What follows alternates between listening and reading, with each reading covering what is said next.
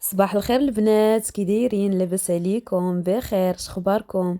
اش كتعاودوا؟ كلشي مزيان؟ كنتمنى ان شاء الله كيف العاده نلقاكم بخير وعلى خير، وانتم كتشاهدوا فيديوهاتي كاملين تكونوا في اتم الصحه والعافيه، نتوما وليداتكم ووالديكم ومعز عليكم. ودائما البنات ما نساوش بعضياتنا من الدعاء. كيف ما تنقول لكم دعيو معايا وندعي معاكم، والله يسهل علينا وعليكم، والله يرزقنا ويرزقكم، والله يعطينا ويعطيكم الصحة والعافية إن شاء الله. والصحيحة والسلامة وراحة البال، هادو هما الأساس، هادو هما كل شيء اللي عنده، هادو عنده كل الخير. ف هنا البنات على بركة الله ان شاء الله غادي نبدا معكم الفيديو ديالي اللي بديته لكم من الصباح. كيف ما شفتوا بديناه بالحداقه بالقناه، لكن شي حاجه شي قرعه خاويه نعمروها شي. قولي لي كانت شي قرعه عامره خويا. ايوا البنات، المهم كنمشيو مع الوقت، داكشي اللي كل نهار ونهار، واللي ما دارت اليوم دار غدا، وهذا الشيء اللي كاين البنات. الله يرزق كما قلت لكم غير الصحه والسلامه. فهنا البنات كيف ما كتشوفوا هاد القراعي راه كنت خديتهم شحال هذا، كنت شاركتهم معاكم صافي، وكنت دايره فيهم المهم كنت دايرهم البنات الصراحه تحت البوطاجي، ما كنتش كنجبدهم بزاف. كانت عندي وحده فيها لا شابلور، وحده فيها الكورن فليكس، وحده كانت عندي حتى هي فيها العدس، ولكن ما كنتش كنجبدهم بزاف. يعني كان عندي العدس هكا تيكون عندي خارج بحال هكا في مجوره ولا شي حاجه، ما كنتش كنجبدهم. وصافي قلت دابا غادي نجبدهم، وغادي نخليهم هكا قرابين، اما نحطهم واخا هما كبارين غادي يشدوا ليا البلاصه، غنحطهم البنات غير فوق الثلاجه، ولا حتى المهم كاينه في البال ديالي واحد الفكره ان شاء الله ديال واحد المنظم. ان شاء الله باذن الله الى كتاب وصوبته غادي نوريه لكم، غادي ينفعكم بزاف البنات. وهو باش زوين يعني، هذاك المنظم هو كيجي على شكل بلاكار، ولكن كيجي فيه لي زيتاجير صغيورين، يعني على قد هاد القريعات، يعني كيكونوا فيه دوك الطاجيرات صغارين، يعني كتحطي قرعه حتى قرعه صافي، ما كيبقى لك لا اسباس لا والو. كيجي زوين البنات، هو كيجي هكا بلاك الام دي اف. هذا الشيء اللي كان البنات. صافي هنا من بعد ما غسلت دوك القريعات ونشفتهم، وحده كيف ما شفتوا خويت فيها العدس، وحده غادي نخوي فيها هدي نخوي فيها الروز. غنشارك معكم ان شاء الله ماشي في هذا الفيديو واحد الوصفه كتجيب الروز البنات زوينه وسهله وكطيب في 10 ديال الدقائق صافي. ومن بعد البنات زدت تمايا القهوه. المهم كنقول ديما خاصني العطريه ديال القهوه، كنقول اليوم غدا اليوم غدا، مازال ما كتبش. كندير دابا غير القهوه البنات هكا مطحونه بلا عطريه، واخا ثاني بالعطريه راه كتجي شي حاجه زوينه. بحال دابا انا هاد الكميه هادي غتخصني لها واحد 20 درهم تقريبا ديال العطريه ديال القهوه. كياخدها العطار قدامكم وتيطحنها قدامكم وصافي، وتجيبيها هكا وتخلطيها مع القهوه، راه كتعطي واحد الرويحه زوينه، واحد النسمه زوينه للقهوه. هذا الشيء اللي كاين البنات. دابا غنخليكم ان شاء الله مع الفيديو، فما تمشيو فين حتى الاخر. ودابا البنات جيت باش نشارك معكم ان شاء الله هذا المشتريات اللي كنت خديت داك النهار. قلت لكم مشيت خديت قفيطين، وكانت واحد لا كوموند ديال شي ان كانت وصلات. المهم البنات بالنسبه لواحد التوضيح، بالنسبه لهذا الشي ان، هي راه كتجيها حتى لفرنسا عاد كتوصل، لان كما كتعرفوا دابا لي كوموند ما بقاوش كيجيو للمغرب. فاول حاجه البنات خديت هي هذا القفطان. المهم البنات هو راكم عارفين الحاجه اللي كتكون مشريه ماشي هي اللي كتكون مفصله، ولكن المهم قلت هاد اللوينه ما عنديش. شوفوا البنات كيفاش كيجي، بغيت نقرب لكم غير اللون، تشوفوا اللون كيفاش داير. ها هو البنات. المهم تيجي هنا خياطه عاديه البنات، هانتوما كيفاش كيجي، وتيجي في صاله مخزنيه. هانتوما البنات، هذا هو القفيطين. بالنسبه للثمن ديالو البنات كما قلت لكم 220 درهم. وهانتوما كيجي سامبل البنات، راه كيما تنقولوا زيد الماء زيد الدقيق. هانتوما البنات كيجي هكا، شوفوا اللوين هو هذا البنات. هذه اول حاجه خديت هي هذا القفيطين هذا. وثاني حاجه البنات خديت هذه وصلتني حتى هي من شيئين. غادي نحط لكم تصويرتها، اكيد تصويرتها هنا ولا هنا. داك النهار قلت لكم غنحط لكم التصاور اللي شريت ونسيت البنات، المهم نطيت ونسيت. دابا غادي نحط لكم التصاور لان بغيتكم تشوفوا هاد الكتيبه هادي كيفاش كتجي في اللبسه. ها هي البنات شوفوا كتجي البنات بحال هكا. هادي شوفوا البنات انا فيا واحد الطبيعه، اكيد غيكونوا تكونوا بحالي. الحاجه اللي كتعجبني وما كنقدرش نلبسها برا كنشريها كنلبسها في الدار. المهم شي حاجه اللي عجباني خصني نشريها نلبسها في الدار. بحال هذه البنات كيف ما كتشوفوا، هذه بطبيعه الحال ما يمكنش نلبسها برا، فخديتها غادي نلبسها هكا غير في الدار. شوفوا البنات كيفاش كتجي هي كتجي سبور بالنسبه للي بغات تلبسها هكا. سميتو شوف نبعد لكم باش تشوفوا. شوفوا البنات هاي البنات كيفاش كتجي. كما قلت لكم هذه كتجي هكا سبور مع سبرديلات اولا اللي غيلبسها يخرج بها، راه كتجي هابطه، الكم ديالها تيجي هابط. المهم هذه البنات بالنسبه للثمن ديال هذه ب 80 درهم. بالحق البنات 80 درهم خديتها صولد لان الثمن ديالها الاصلي وقيله شي 200 وشي حاجه. المهم انا نخلي لكم التصويره باش يكونوا عندكم الاثمنه وما هادو، كنخلي لكم التصويره. ها هي البنات شفتوا صراحه زوينه، شي حاجه اللي قليله بحال هكا ما ماشي كلشي لابسها. وهنايا هنا البنات هاد السريولات هادو ما يعني بلا ما نوريهم لكم هكا بلا ما نجبدهم، هادو ماشي ديالي، هادو ديال مول الدار. خدا هاد الجوج. المهم البنات بالنسبه لهاد الجينات غنخلي لكم التصويره ديال هذا هنا، وغنخلي لكم التصويره ديال هذا هنايا. هادو البنات كاين الثمن الاصلي ديالهم شي 300 درهم الواحد، 300 وشي حاجه. خديتناهم حنايا سولدي ب 115. هاهما البنات شي حاجه واعره. هكا اللي بغات هكا مول الدار ياخذ شي حاجه من شي ان، راه كاينين السريولات اللي واو شي حاجه واعره. انتم البنات هذا وهذا انا نخلي لكم تصاورهم. هادشي اللي كاين البنات، هادشي اللي خديت نشاركو معكم دغيا ما نطولش طولت عليكم 4 دقائق. هادشي اللي كاين البنات. فهانتوما الا حطيت لكم هذا المقطع هذا في الاول الفيديو فهانتوما معايا، كان هو الاخر فهانتوما دائما معايا.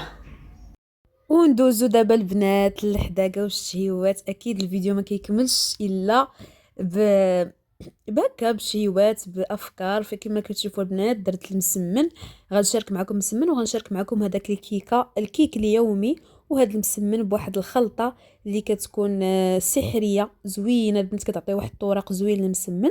فغنبدا معكم بالكيكه هي الاولى. خديت هنايا الكاس ديال الخلاط. انا البنات دائما الكيك اليومي كنديرو هكا في الخلاط. فهذا ديال العصير كندير 3 ديال البيضات، كاس ديال السنيده، كاس ديال الزيت، وغادي نزيد واحد الياغورت بالنكهه ديال البنان. صراحه بالبنان احسن من ديال الفاني، كيجيب واحد النكهه زوينه. وغادي نزيد هنا واحد الساشيه ديال الفاني. صافي هادشي اللي كاين البنات بالنسبه للخليط، يعني اقتصاديه وكتجي البنات زوينه. وهنا عندي 3 ساشيات ديال الخميره حمراء. صافي كنطحن داك الخليط البنات، شتو كنطحنو مزيان في الخلاط. صافي وكناخذ هنا واحد الاناء هو اللي غادي نكمل فيه هاد الكيكه هادي. صافي كنخوي كلشي داك الخليط اللي عندي، وغادي نزيد كما قلت لكم الكاس الاول بعدا ديال الطحين. هاد الكيكه البنات غندير فيها غير 2 كيسان فقط. انا مولفه تنزيد واحد شويه على دوك 2 كيسان، ولكن هاد الدقيق اللي عندي البنات اللي خديت هاد المره يعني 2 كيسان صافي كفاني. جات هشيشه وبنينه البنات هاد الكيكه. صافي هنا غنزيد 3 ساشيات ديال الخماره. صافي هادشي اللي كاين البنات. وغنزيد واحد الكاس واحد اخر لانني كنت درت غير الكاس الاول وزدت الخمارات، ودابا غادي نزيد الكاس الثاني.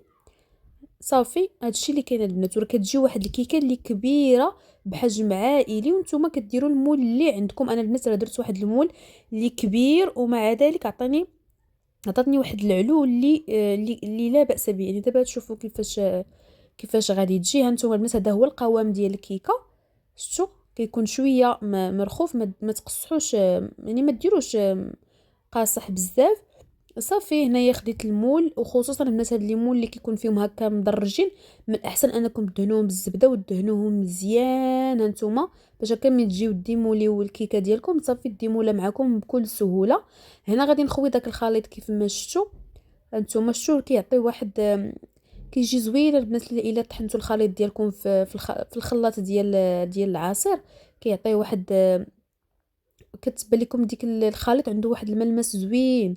صافي غادي نخوي هنايا كيف ما كتشوفوا هذاك الخليط كامل، وغادي نحاول انني نقاد المول. يعني انتم البنات هاد المرحله ضروريه انكم تبقاو تقادوا هكا شو باش كيبقى باش الخليط كيجيني مقاد، ما كتجيش جهه طالعه وجهه هابطه. صافي الطريقه الطهي غنخليها لكم. هانتوما البنات بالنسبه للفران كيف ما شفتوا كندير هذاك الشبيكه في الوسط، وكان ديما في الوسط، ما ديروهاش البنات لتحت راه ما غاديش ما غطيبش لكم الكيكه مزيان من الداخل. كنديرها في الوسط وكندير الكيكه. وهانتوما البنات كيف ما كتشوفوا هنايا بالنسبه للحراره دايره 180. هنايا الوقت كندورو انا كامل، الحراره دايره 180 شعله لتحت كيف ما كتشوفوا هانتوما البنات، شعله لتحت ودايره 180. صافي غادي نخليها حتى كطيب وكطلع وكيبان ليا الكيكه تحمرات من الجنب، عاد كنشعلها واحد 2 دقائق من الفوق. صافي هادشي كيمس وكتجي كيكه زوينه. وهنا غندوز ندير معاكم المسمن اللي كما قلت لكم بواحد الوصفه واحد الخلطه سحريه اللي زوينه كتعطي واحد التوراق اللي زوين. خديت هنا العجانه اولا تاخذوا هذا القصريه ديالكم. صافي درت تما البنات تقريبا واحد 2 زلايف اولا، المهم دائما تديروا الفرص كتر من القمح ما كنفوتش انا الزلافه، وكنكملوا الفرص هو اللي كنديرو كتير. صافي درت الملحه ودرت معلقه سنيده وكنعجن بالماء بارد البنات من الروبيني. صافي هادشي اللي كاين عجينه عاديه ديال المسمن. صافي من بعد ما تعجنات البنات كيف ما كتشوفوا هي هادي، ما كديروهاش البنات مرخوفه. العجينه المسمن ما تكونش مرخوفه كتلصق في اليدين، شفتوا كتجي كتجي هكا شاده في راسها.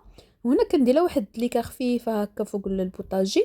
صافي وغادي ندوز بالنسبه للبنات لهاد المرحله هادي انا ما كنديرش الزيت نهائيا، باش هكا كنشكل دوك الكرات على يعني كيتشكلوا معاكم مزيان، ماشي بحال ملي كديروا الزيت. هانتوما البنات غادي نقطع قطع، هاد المرحله هي اللي كندير فيها الزيت بوحدها غير باش ندهن صافي. اما فاش كنكون كنشكل هانتوما راه ما كندير لا زيت لا والو، يعني كنبقى نشكلهم وهما ناشفين. هاد الطريقه البنات زوينه وكتسهل عليكم ماشي بحال ملي كديروا الزيت. صافي هنا كنلول بهم باش يطيني واحد الشكل اللي دائري. وهنايا من بعد ما كملتهم كاملين عاد كندير لهم زويته من الفوق وكنغطيهم. ضروري انني نغطي العجينه مزيان هانتوما. هنا راه هكا نحاول اني نجيبهم من الوسط ونغطيهم باش ما كيديروش ليا واحد القشره من الفوق. صافي ما كتبقاش مازال تقرص معكم العجينه. هنا البنات بالنسبه للخلطه اللي غادي نورقوا بها المسمن ديالنا، كندير البنات هنا واحد المعلقه تقريبا ديال الحليب غبره، وغادي نزيد واحد الخماره. الحليب البنات بودر كيعطي واحد اللذه زوينه للمسمن. وغادي نزيد السميده، غنزيد واحد الكميه ديال السميده. صافي وعندي الزيت هنايا، وغنجيب الزبده. حنا البنات عندي الزبده بحراره ديال المطبخ كتكون مخرجه من الثلاجه على اتساع. صافي ندوزو ان شاء الله باش نورقوا المسمن ديالنا. وندوزوها البنات من بعد ما خليت هذيك العجينه ارتاحت تقريبا البنات واحد نص ساعه حتى كترتاح باش هكا كتعطيني الطوع وكتسرح معايا بكل سهوله. هانتوما البنات كيف ما كتشوفوا عجين اللي ناجح. شوفوا البنات واخا كتجروا هكا ولا تجبدوا ولا تدا ما كيتقب ما حتى شي حاجه. هانتوما البنات كنحاول انني نسرح ديك العجينه. المهم ماشي شي طريقه اللي الطريقه العاديه البنات باش كنديروا المسمن، غير هو ديك الخلطه اللي عطيتكم هي اللي كتعطي واحد التورق زوين. وزيدوا البنات حتى واحد المعلقه ديال النشا، زيدوها راه نسيتها ما ذكرتهاش معكم ولكن راني زدت واحد المعلقه ديال النشا، راه كتعطي واحد التورق اللي زوين. صافي هانتوما البنات هنايا غادي الطريقه العاديه ديال المسمن، يعني كما قلت لكم ماشي شي حاجه اللي جديده ولا هذا، الطريقه التقليديه ديال المسمن. صافي هانتوما البنات نبقى هذا نشكل المسمنه ديالي، وفي نفس الوقت كنرش بالزبده وبالزيت وبهذاك الخليط ديال السميده و والحليب والنشا اللي درنا. صافي هنا غادي نكمل البنات بنفس الطريقه كيف ما كتشوفوا. فانا كنفضل البنات راه ملي عجنت العجينه ما خليتهاش كترتاح وهي هكاك قبل ما تشكل، يعني كيف ما كنعجنها كنشكلها مباشره. كنفضل ان الوقت اللي ترتاح ليا فيه العجينه تكون هكا كرات، حسن يعني كترتاح وكتطلق. يعني خديروها هكا كرات وخلوها حتى نص نهار ماشي مشكل، ترجعوا ليها تجي تلقاوها كتشكل معكم بكل سهوله. صافي هادشي اللي كاين البنات غنكمل هكا بنفس الطريقه، وغادي ندوز نطيب مباشره، يعني ما غنتسنى عليها حتى شي حاجه، غير نكمل ونبدا باول وحده شكلتها باش هكا تكون دغيا تطلق معايا كيف ما شفتوا.